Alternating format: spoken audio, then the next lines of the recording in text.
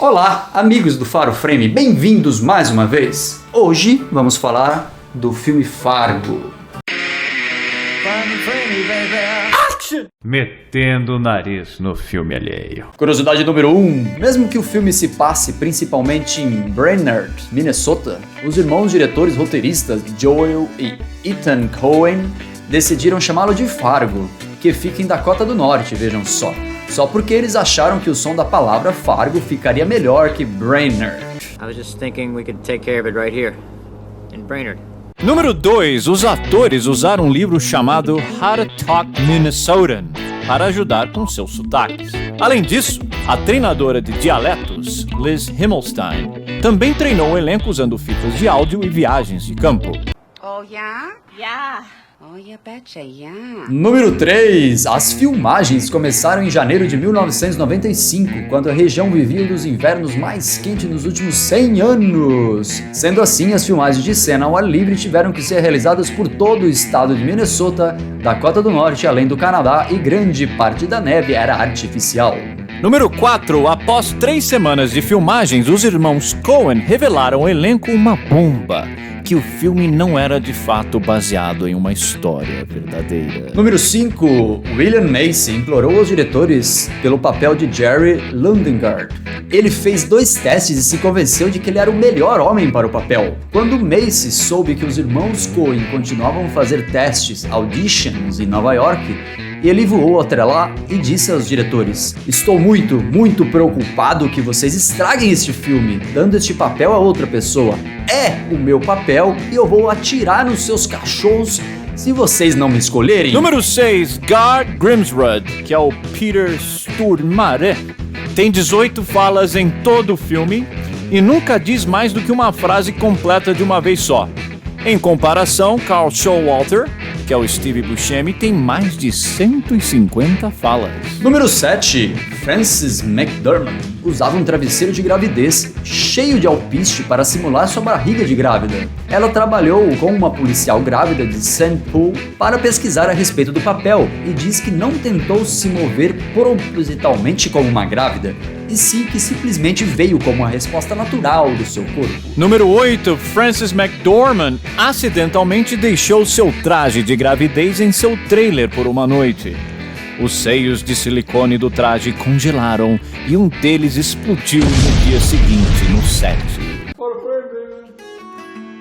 Pedro, a ficha técnica, por favor. Gustavo, William Macy estrelando como Jerry Lundengard, o cara que contrata o assassino para matar sua mulher. Frances McDormand faz a Marge Gunderson, que é a policial que investiga. Steve Buscemi faz o Carl Showalter. Peter Stormare, ele faz o Gardner, que é outro criminoso. E o diretor são os irmãos Coen, o Ethan e o Joel. Gustavo, dinheiro. Orçamento de 7 milhões de dólares. Orçamento baixo, 7 milhões? 7 milhões. E rendeu mais de 60 milhões. Lembrando que esse filme é de 1996, né? Então, o filme... na premiação, ele foi indicado a 7 Oscars, ganhou como melhor atriz a Frances McDormand e o melhor roteiro original com os irmãos Coen. No BAFTA foi bastante indicado também, 6 indicações, ganhou só como melhor diretor, Festival de Cannes melhor diretor. Então, é um filme aclamado pela crítica. Inspirou outras coisas, inspirou uma série que é espetacular também, né? Fargo, que já tá na 4ª temporada. Histórias, Pedro, histórias. Todo mundo sabe hoje que ele, apesar de aparecer dizendo que é uma história verdadeira, ele não é uma história verdadeira. Aquilo foi um esqueminha aí dos irmãos Coen para atrair, né? Porque quando você fala que é história verdadeira, você fala, então isso aconteceu. É coisa do Bruxa de Blair, né? Bruxa de Blair, você viu o Bruxa de Blair, ninguém caiu, né? Mas assim, a galera caiu nessa daí. Os irmãos Coen colocaram no filme lá na vida. Sim. Aliás, a série abre também. É o mesmo estilo. É tudo mentira. Aí tem as lendas urbanas, né? Que diz que depois do lançamento do filme, as pessoas voltaram naquela cidade, que é a cidade real, onde foi filmado, porque Fargo não foi filmado em Fargo, né? Não. Fargo só foi usado porque os irmãos Coen acharam que era o nome sonoramente bonito para falar, Fargo.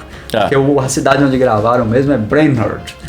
E aí Fargo e Brainerd, acho que Fargo ganha, né? I was just thinking we could take care of it right here, in Brainerd. Aí foi invadido, essa cidade foi invadida por várias pessoas depois do lançamento do filme, porque eles estavam procurando aquele dinheiro que estava enterrado, né? Que ainda tem enterrado na neve. Então... Na verdade, Gustavo, você sabe que até os próprios locais, assim, eles foram atrás desse dinheiro, né? Porque eles não sabiam, eles achavam que o filme era uma história real.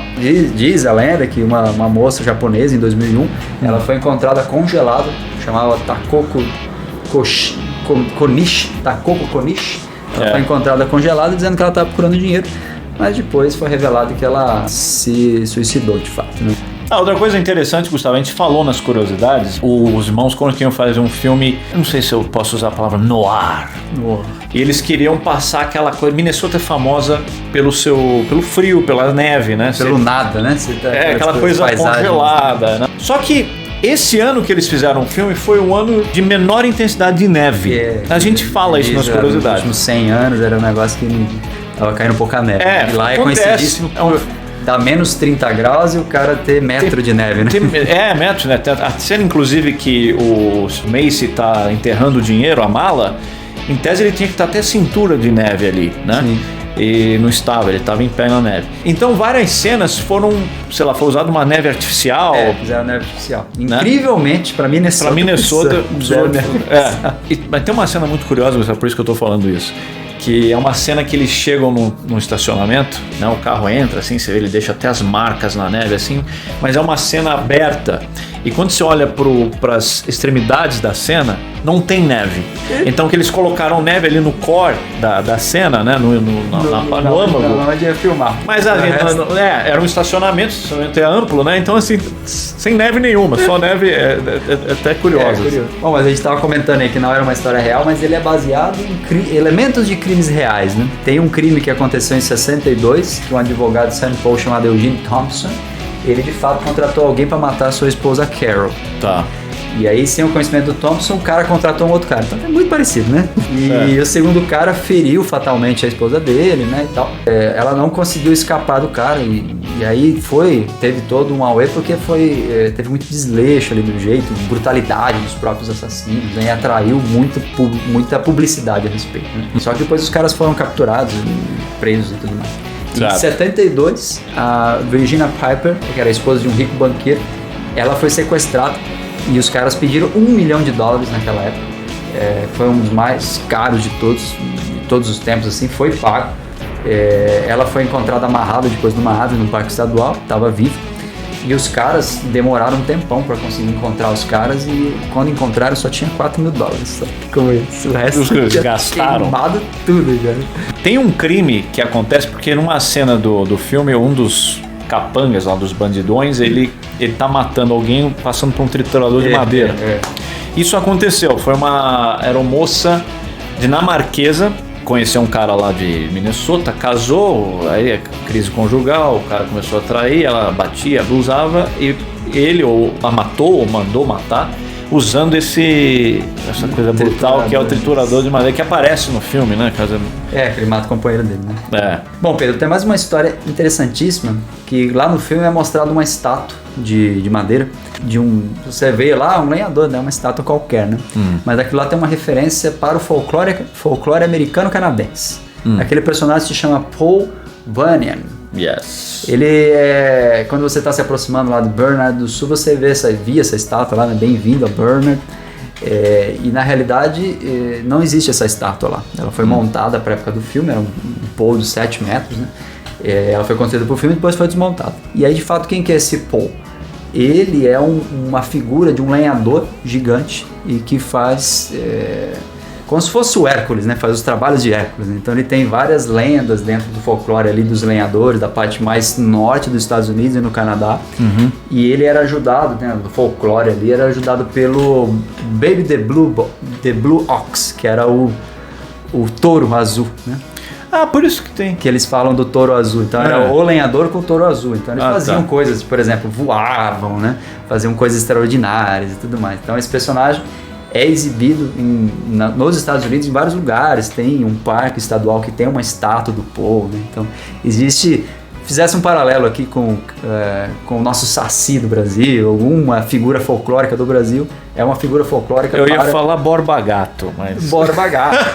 Poderia ser, porque em São Paulo existe uma história. Mas o cara existiu mesmo, né? O Borba Gato existiu. O Borba Gato existiu, esse daí é só uma figura folclórica. Né? Sabe o seguinte, uma coisa muito interessante sobre esse filme, do ponto de vista linguístico, é o tal do dialeto de Minnesota. Tá.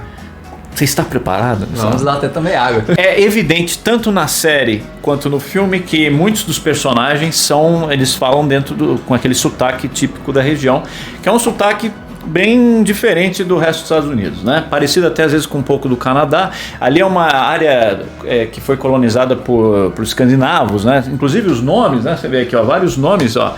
Jerry Lundegard, né? Então, eles são... E isso influenciou o sotaque local. E eu queria ver, eu não sou especialista em sotaque de Minnesota, mas eu fiz um crash course. E eu queria ver se você consegue falar no sotaque de Minnesota, que é fácil. Vamos ver se meus amigos são de Minnesota lá do trabalho. Você pode depois perguntar pra eles. Não, Gustavo, esse é fácil, não é aquela... Eu lembro que a gente fez aqui já o sotaque de Boston. You park the car in the car park. Da máfia. He's a friend of ours. Esse aqui é mais fácil. Então vamos lá. Eu trouxe até aqui, você pode ler, ó. Vou até aumentar aqui, ó. Tá bom. Tá bom? Dá pra ver. Então, assim, o que você vai fazer aqui? Uma característica do sotaque de Minnesota é a ausência de ditongos. Por exemplo, a palavra snow, que é uma coisa que tem muito. Quando você fala snow, tem o, né? Snow, né? Snow. Sotaque de Minnesota não tem o U. É um O só. Então, em vez de falar snow, você fala snow. Snow. Snow. Então, tem uma frase aqui que seria onde você falasse, né? E outra coisa muito típica do sotaque de Minnesota, assim, você abre a boca o mínimo possível e coloca, você põe o lábio bem firme aqui e coloca muito R de Americana, de Sorocaba, sabe? Bem forte. Bem forte. Então, por exemplo, aqui essa frase eu gostaria muito que você falasse, ó. There's a lot of snow in the road. There is a lot of snow in the road. Snow in the road. There's a lot of snow in the road. There's a lot of snow on the road. Indo bem, Gustavo? Outro clássico é, por exemplo, a palavra bag, que é com A. Quando com A é como se fosse dois As, né? Bag. Não, o Minnesota é seco. É como se você estivesse falando bag com E. Então, por exemplo, assim, would you like a bag for that? Would you like a bag for that? Aí, Gustavo. Would you like a bag for that? Você já Eu tem... converso com os Você caras. trabalha lá. Converso com os caras de Fábio todo dia. Fala sinopse. Sinopse, já citamos um pouco aí, ele é um filme que é situado lá nessa região um pouco desértica, entre aspas, né, que ele é amplo, né, tem bastante espaço vago, né, que dá a ideia no filme de distanciamento, né. No final das contas um cara, ele tá numa família bacana e tudo mais, mas ele quer tirar uma grana do sogro, o sogro ignora ele, todo mundo ignora, o cara é meio que fracassado. Aí ele resolve, tem uma ideia brilhante, ele resolve contratar um bandido pra sequestrar a esposa e tirar o dinheiro do sogro. O sogro tinha grana. Só que é óbvio que vai dar tudo errado, né? O cara contrata, aí ele vai outro bandido junto, aí começa a ter problemas ali, pessoas morrem, né? O filme tem várias mortes. E, enfim, é um filme que traz esse distanciamento, né? Tanto... O título em português é Fargo, uma comédia de... Uma comédia de erros. Porque tá tudo errado. Em tudo quanto é os assassinos, os sequestradores. Todo mundo tá errado. Mas é legal que esse filme ele mostra essa questão do distanciamento, tanto físico, social, emocional. Tem a questão de ser intenso, você fica refletindo o que está acontecendo, porque no final das contas existe uma grávida de quase 8, 9 meses que está lá trabalhando. Investigadora. E para ela tem coisas brutais que acontecem ali. Quando ela tá um momento lá que ela tá pegando junto com o cara lá investigando, tentando achar que tem um carro capotado lá. Ela tem um enjoo, mas na verdade não é por causa essa cena é maravilhosa. Ela tem um enjoo por causa da gravidez. Essa cena é maravilhosa. Ela tá baixada assim. Você achou alguma coisa aí? Não, tô vomitando. Aí esse filme é ótimo, que ele traz esse viés de comédia, mas é uma comédia dura, que você dá um sorrisinho com o canto de boca, né? Porque tem coisas brutais acontecendo. Mas isso é típico dos irmãos Coen, né? É humor negro, é um humor que fala, eu posso rir disso, né? Ele tem muita... Tem essa faz coisa muito, intensa, né? Eu gosto muito desse. Mas é isso aí. Meus então amigos. Tá bom, pessoal. Um abraço. Até. Action! Bag for that. Bag for that. Eles falam muito No filme ele fala muito you betcha. You betcha. You betcha. Yeah. Oh, There's a lot of snow in the road. Não, não. I'm from Ireland.